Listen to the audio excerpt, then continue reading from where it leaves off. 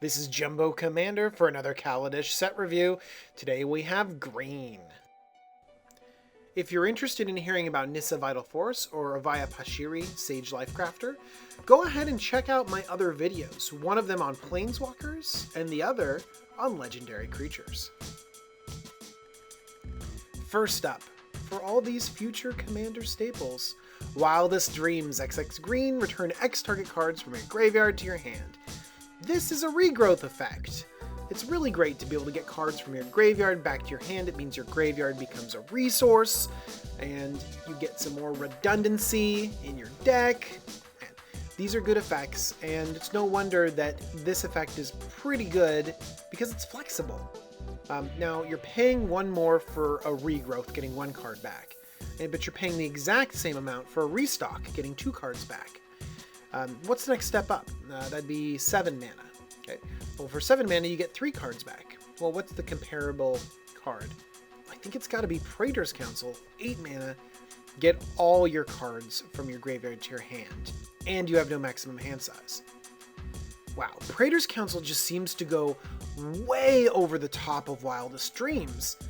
It kind of makes me want to play Praetor's Council more than Wildest Dreams. I mean, EDH is all about going over the top. Now I'm wondering whether Wildest Dreams really has a spot, because if I want, a creature with this effect, I'm going to use Eternal Witness or Green Warden or Marasa. If I want sort of a simple effect, really efficient, maybe I'll choose Regrowth. And if I want a big effect, I think I'll choose Praetor's Council. But let's not discount the flexibility of Wildest Dreams. Cultivator of Blades. 3 green for a 1/1, but it has Fabricate 2. It can become as large as a 3/3 for 5. Or it can put those 1/1 servos onto the battlefield. Whenever Cultivator of Blades attacks, you may have other attacking creatures get +X/+X until end of turn, where X is Cultivator of Blades' power. Wow, this is a really good sort of Anthem effect, an overrun effect. If you put the 2 Fabricate counters on Cultivator of Blades, it'll give everything +3/+3. Well, that's great. Actually, this reminds me of something like Pathbreaker Ibex. Pathbreaker Ibex is also 3/3, and it gives things +X/+X until their turn, where X is the greatest power among creatures you control. Oh. So Pathbreaker Ibex is way better because it just picks the biggest attacking creature. But wait, there's still way more. This is not an overrun effect. Overrun gives trample. Pathbreaker Ibex gives trample. Cultivator of Blades, there is no trample to be found. Guys, I cannot stress how important the trample is in this. Cultivator of Blades might be really cool and flashy, and it's going to be really sweet and limited. But I don't think it beats out the Ibex in Commander decks. Plus, the Ibex has a superior creature type, Goat. Come on.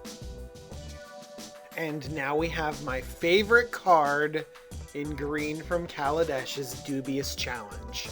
This one's a reader, guys. 3 and a green for a sorcery. Look at the top 10 cards of your library. Exile up to 2 creature cards, and then shuffle. Target opponent gets to choose one of the exiled cards and puts it on the battlefield under his or her control, and then you get to put the rest on the battlefield under your control. So, 10 cards. You pick 2 creatures, your opponent gets to choose one, and you get the other.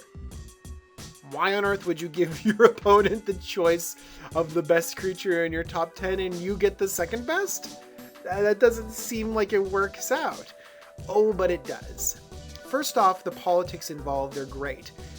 Commander is all about politics and teaming up against players with oppressive decks, and what better way to do it than to donate a magical creature to your new best friend at the table so that you can team up together. What's even better is homeward pathing that creature back under your control later on when all of the damage has been done. Being able to gain control of the creatures that you own is very powerful. I was very excited when I saw this card because I have a Karthus Tyrant of Jund deck where I can donate a dragon and then my commander takes the dragon back for myself. If you're interested in that video about Karthus and Dubious Challenge, go ahead and click on the Tyrant of Jund and I'll take you to that video. Another thing that will work out really well is any sort of flicker effect. I put Rune of the Hidden Realm here because he's great at flickering things. I mean, really great. And is in green, but there's lots of effects that flicker in the game of Magic. So you donate a creature and then you flicker and everything turns out great. Overall, I love cards like this. It has weird and interesting interactions, and it makes for really compelling gameplay. Good job, Wizards, for pushing the boundary and making something a little bit strange. Next up, Verdurous Gearhulk.